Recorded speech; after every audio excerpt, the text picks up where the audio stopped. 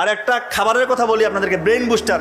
সবাই মনে রাখবেন, খুব জরুরি। রাতের বেলা 1 গ্লাস পানিতে 1 চামচ হলুদের গুঁড়ো, 1 চামচ মেথি আর 1 চামচ মধু। রাতেও মিশাতে পারেন মধুটা চাইলে সকালবেলা মিশাতে পারেন। এই যে ভিজিয়ে রেখে সকালবেলা পান করলেন, মধুর মধ্যে রয়েছে গ্লুকোজ এবং ফ্রুক্টোজ, ইনস্ট্যান্ট আপনাকে ব্রেইনের মধ্যে এনার্জি দিবে। এবং এটা এমন একটা অ্যান্টিঅক্সিডেন্ট যার মধ্যে রয়েছে ফ্লাভোনয়েড এবং ফেনোলিক অ্যাসিড, যেটা কিনা আমাদের ব্রেইনটাকে সে প্রতিনিয়ত শক্তি জায়গায়, ব্রেইনের যে নার্ভগুলো আছে তার ইন্ডাকশন পাওয়ার বাড়ায়। কথা কি বুঝতে পারতেছেন? ব্রেইনের কর্মক্ষমতা বাড়বে।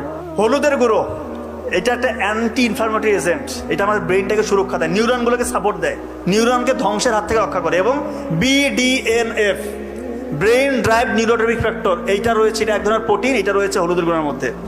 এইটা যখন বেশি বেশি তৈরি হবে আপনার শরীরের মধ্যে, তখন নতুন নতুন নিউরন তৈরি হবে, আপনার ব্রেইনের কর্মক্ষমতা অটোমেটিক বাড়বে ইনশাআল্লাহ। এবং মেথি, এটা দীর্ঘ সময় ধরে ধীরে ধীরে যতটুকু আপনার প্রয়োজন ততটুকু করে গ্লুকোজ